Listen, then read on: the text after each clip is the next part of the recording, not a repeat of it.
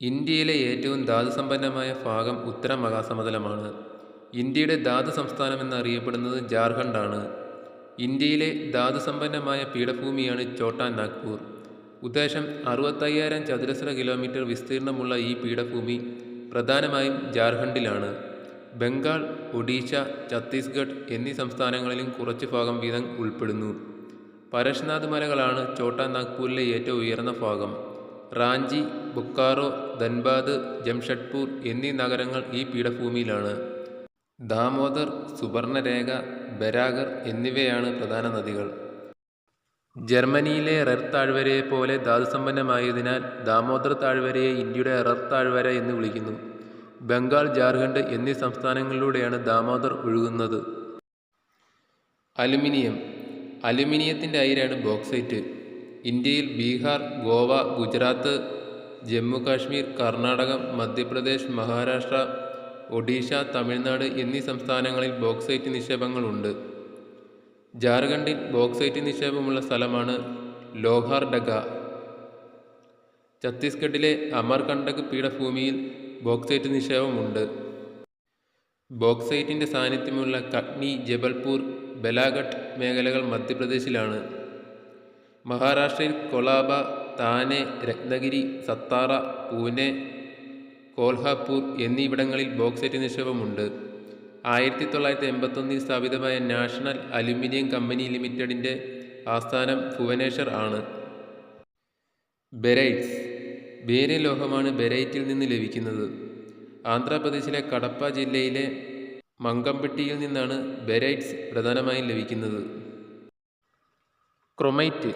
ക്രൊമൈറ്റ് ഉൽപ്പാദനത്തിൽ 96% ഒഡീഷയിലെ കട്ടക്ക് ജില്ലയിൽ നിന്നാണ്. മറ്റ് ചില സംസ്ഥാനങ്ങളിലും ചെറിയ തോതിൽ ഇതിൻ്റെ സാന്നിധ്യമുണ്ട്. കൽക്കരി.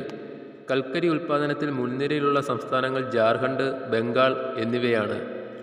ബംഗാളിലെ റാണിഗഞ്ചാണ് ഇന്ത്യയിലെ ആദ്യത്തെ കൽക്കരി ഖനി. ജരിയ, ഗിരിത്, ബൊക്കാറോ, കരൻപുര എന്നിവ പ്രധാന ഖനന മേഖലകളാണ്. ഒഡീഷയിലെ താൽച്ചാർ, ആന്ധ്രാപ്രദേശിലെ സിംഗറോണി, മധ്യപ്രദേശിലെ പെഞ്ച് താഴ്വര മുതലായ സ്ഥലങ്ങളിലും കൽക്കരി നിക്ഷേപങ്ങളുണ്ട്. ഇന്ത്യയിൽ കൽക്കരി ഖനികൾ ദേശസാൽക്കരിച്ചത് 1973 ഇന്ത്യയുടെ കൽക്കരി തലസ്ഥാനം എന്നറിയപ്പെടുന്ന നഗരമാണ് ധൻബാദ്.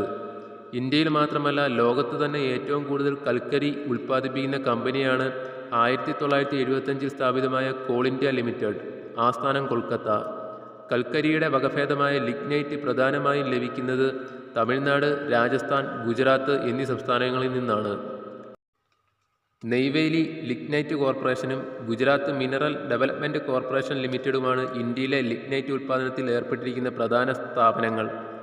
ഇന്ത്യയിൽ ഉൽപ്പാദിപ്പിക്കുന്ന ലിഗ്നൈറ്റിൻ്റെ സിംഹഭാഗവും ഉപയോഗിക്കുന്നത് വൈദ്യുതി മേഖലയിലാണ്. തവിട്ട് കൽക്കരി, ബ്രൗൺ കോൾ എന്നറിയപ്പെടുന്നത് ലിഗ്നൈറ്റ് ആണ്. കാർബണിൻ്റെ അളവ് ഏറ്റവും കൂടിയ കൽക്കരിയുടെ വകഭേദമാണ് ആന്ത്രസൈറ്റ്. ഇന്ത്യയിൽ ജമ്മു കാശ്മീരിൽ ഇത് കാണപ്പെടുന്നു. കൽക്കരിയുടെ മറ്റൊരു വകഭേദമായ ബിറ്റുമിനസ് കോൾ കാണപ്പെടുന്ന സംസ്ഥാനങ്ങളാണ് ജാർഖണ്ഡ്, ഒഡീഷ, പശ്ചിമബംഗാൾ, ഛത്തീസ്ഗഡ്, മധ്യപ്രദേശ് എന്നിവ.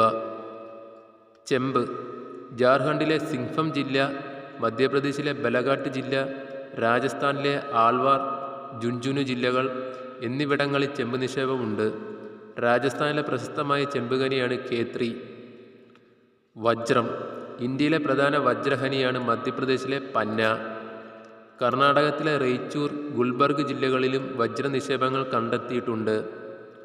Indian diamond institute സൂറത്തിലാണ്.